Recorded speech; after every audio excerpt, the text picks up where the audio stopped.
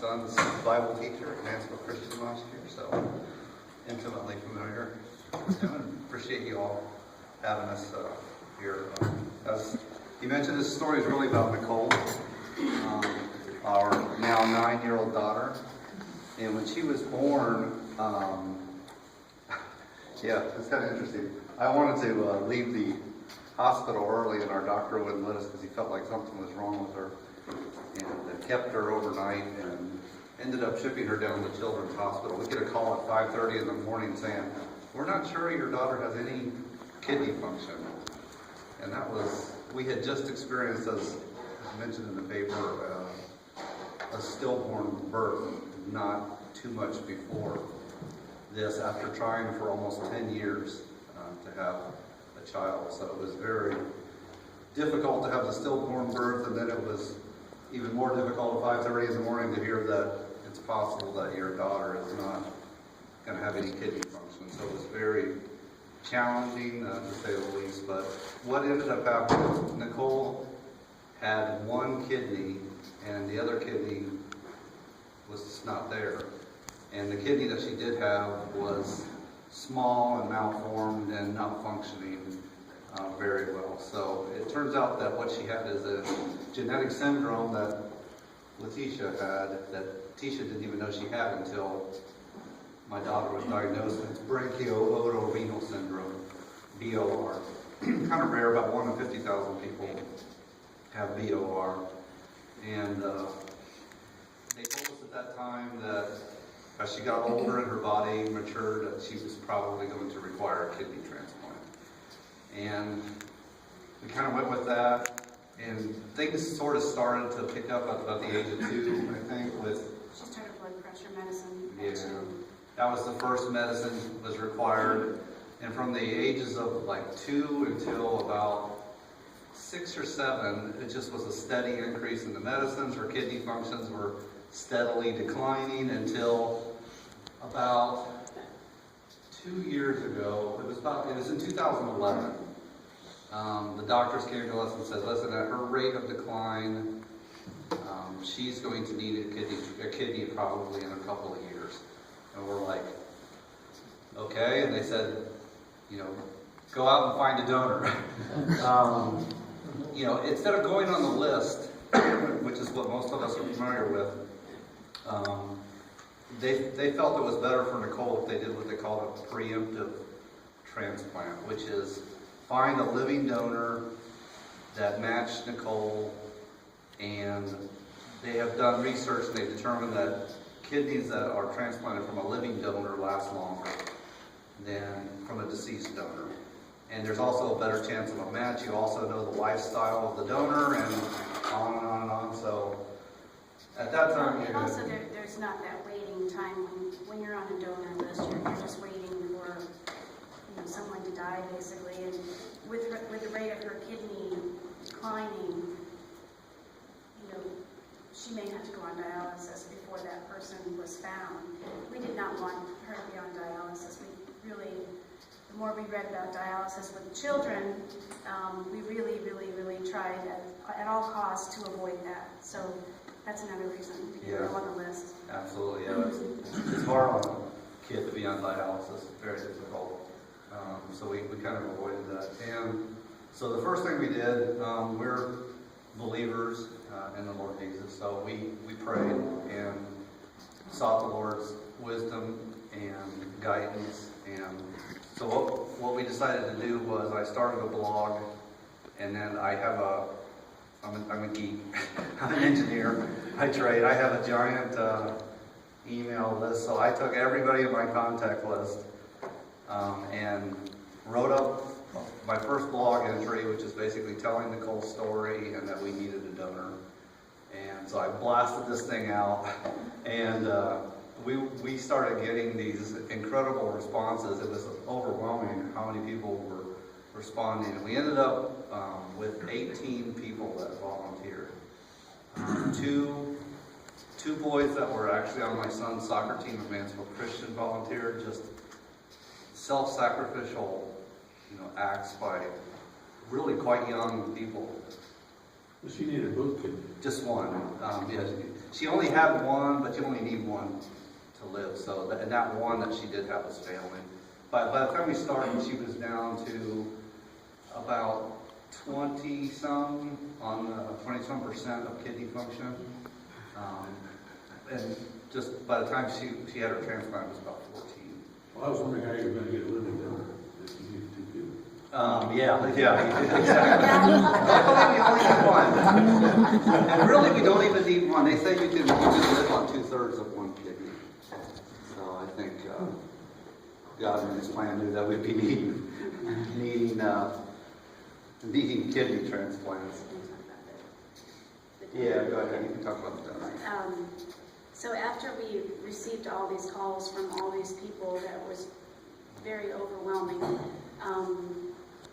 Someone to go through surgery for our daughter, that's just like, wow, really? You would do that for us?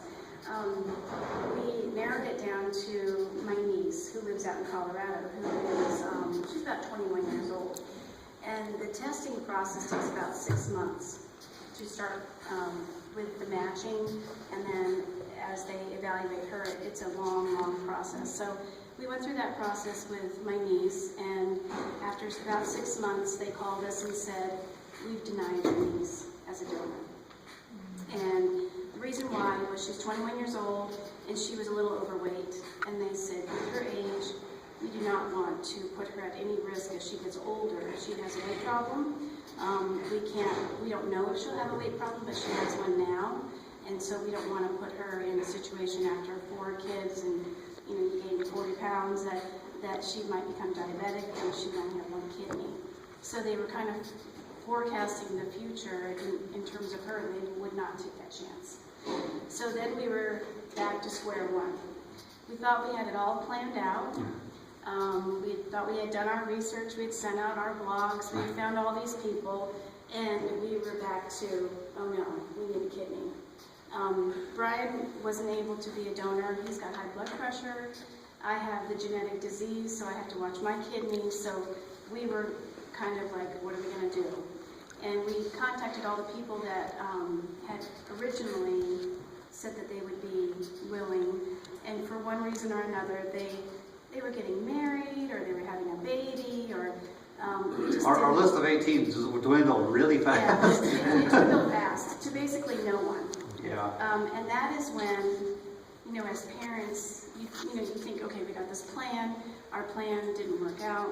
That's when we got on our hands and knees and just prayed that we don't know what to do. We were really discouraged, to be honest with you, because the time was getting closer and closer, and Nicole's kidney function was getting lower and lower, and we're like... We were getting stressed. we were getting stressed. Yeah, quite discouraged, I think, would probably be an appropriate response. I mean, you try not to worry, you try to have faith, but it's hard. I mean, even though you have faith, you still worry. So then I went to school one day for a parent-teacher conference with Nicole's kindergarten teacher. And we just started talking, and I was just telling her, like, I don't know what we're going to do. We have no one in place. And Wendy said, well, what do you have to do to donate a kidney? And I said, well, you have to be a certain age. You can't be overweight. You can't have high blood pressure. You can't have high lipids. No history of drug abuse. No smoking. You have to be a pretty healthy person. And Wendy sat there and she said, well, that's me. And I said, well, I had been through so many people, and none of them worked out. And so I said, well, just think about it, talk to your husband, talk to your kids, pray about it. This is like a huge undertaking on your part, and we'll just kind of see how it goes. So we didn't want to get too excited. Yeah. Well, in between, I had sent out a second blog request, basically asking if there was anybody else, and we ended up having an anonymous donor step up to it at the same time as Wendy. So we sought some counsel from another Belleville family, Joel and Joy Cochran, the Cochrans, good friends of ours, and we kind of talked about it. And they're like, well, we know Wendy, we know her faith, we know her lifestyle. That's worth a lot, And then I said, no drug or alcohol use with Wendy. And then I said, I think it'd be neat for Nicole as she gets older to look back and say, somebody that was my teacher that loved me did this for me. I think it would mean more to her. And I said, it would make a really good scrapbook page. Little did I know what was really going to happen. Yeah, so Wendy started the testing, I think it was like in late May or June. Yeah, something like that. And they kind of fast-tracked her results. And I think she heard while you were in Canada, weren't you? Late July, early August. When I had one. Yeah, that she was a match, and she was approved by the transplant team. So it was a matter of waiting at that point for for it to actually happen. And her kidney function, it was like it could not have come together more perfectly. I mean, just at the time her kidney was reaching at the total end, everything was approved, and it just all worked out according to God's perfect timing. It was real encouraging, to say the least. And so in March, they told us, schedule the transplant, and so that's when Wendy found out that she gets really sick from the anesthetic. So April 23rd, 6 months ago and 1 day ago, Yep. we went in and she had a successful living donor transplant. She has done amazingly. There has not been one bump, well, there was a little bump on the road where her white blood cell count dropped really low and she couldn't start school for 2 weeks. But other than that, she is a bouncy, you would never know anything was wrong with her. She's running around like a little crazy girl. She wanted to ride her scooter 2 days after we got home from the transplant. She's full of energy. I mean, full of energy. She is a new living kid. Before, she would just lay on the couch and just want to watch TV. Now she's running around, crazy little girl. So it was such a blessing. But before the transplant happened, I had been telling people about, she's going to go in for a transplant. Her kindergarten teacher is giving her a kidney, and everybody had told me, that is so awesome. You should call the News Journal. They should do a story on that. Oh, yeah. Well, I finally got around to it, and I called Mark Cotto at the News Journal, and I left a message, and I said, hey, I don't know if you'd be interested in doing a story for the News Journal, but I think this is a pretty cool story. My daughter's going in for a kidney transplant, and her kindergarten teacher, is giving her the kidney. And I don't know if you'd be interested in writing up a story about that, but if you are, call me back. So he called me back and he said, yeah, that sounds really cool. So we met at the school, and he interviewed us, and it came out in the News Journal on a Monday. I don't remember. It was maybe a month before the transplant. I don't remember the day, but it was in March. Well, that went nuts. It went nuts. We didn't anticipate that, but it got picked up by the state. I think it was the next day, the Ohio News Network picked it up. And then Annette Wallace from Fox out of Cleveland contacted us, and then NBC out of Columbus contacted us, and it kind of snowballed. And they ended up putting it was Wendy did a CNN thing that this was this before or after the transplant? It was before. It was before. Because it's on our, it was Right. like March 15th. Right. That I did because of your... CNN picked up the story, and Wendy was at a CNN studio down in Washington, D.C., because you were heading down to Florida on vacation. And so it got picked up there. It got picked up internationally. And then after the Brian Williams show from NBC contacted us, and that's where we found it to be kind of interesting, because the whole process to us was an issue of it's an issue of faith for us. We believe that children are created in the womb by God, and that everybody's wonderfully and fearfully made, and that God doesn't make mistakes, and that the result of the finding a donor was an issue of faith for us. And Wendy did it because of love, which is an issue of faith for her. that we're called to love like Christ loved us. And so the whole story for us was about faith, but there were many of the news organizations that weren't quite so thrilled. And so we had lunch. We had lunch at What's for Dessert with Wendy and Stu, and we're like, okay, yeah, we don't mind. Brian Williams, the show wanted to do it like a documentary and actually go into the hospital and follow us. And we're like, yeah, come into our homes, and it was going to be a little bit invasive.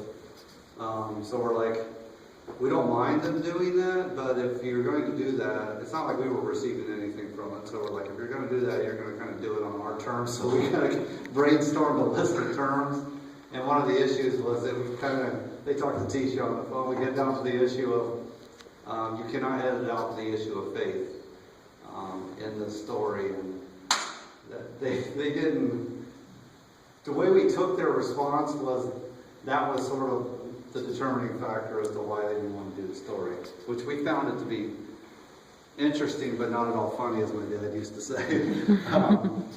So we're like, let's get off our back. If you don't want to tell the story of faith, then don't tell it, because in our minds there was no story without faith, without God and His plan. There was no story. So that was our decision. And one day we got a call. This was after the transplant.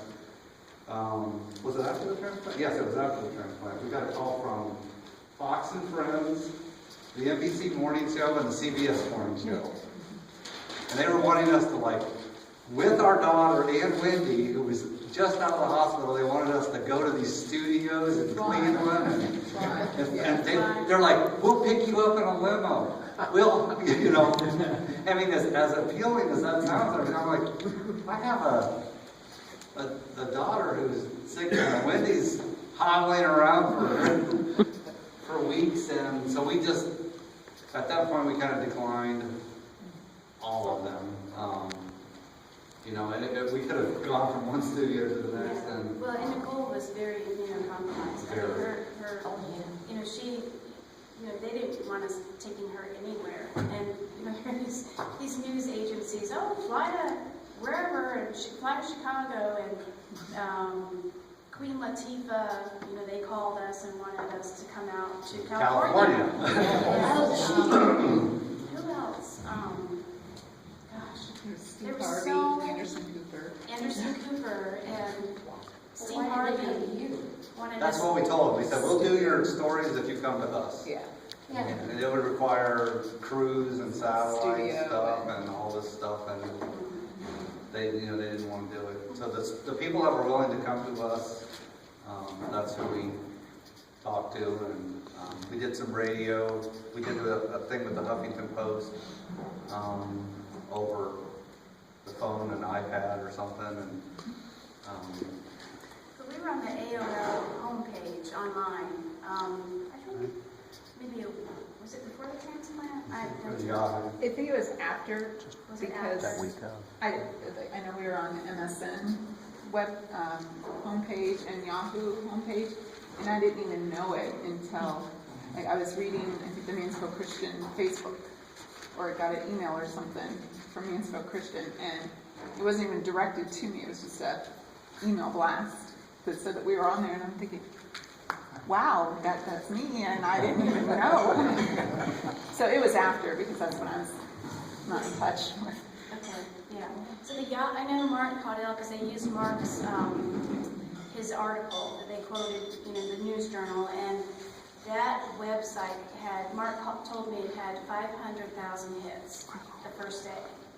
And, Mark said, it just goes to show you that people are desiring to read about good stories, about stories where people sacrifice and love others for a little girl, or for really anybody.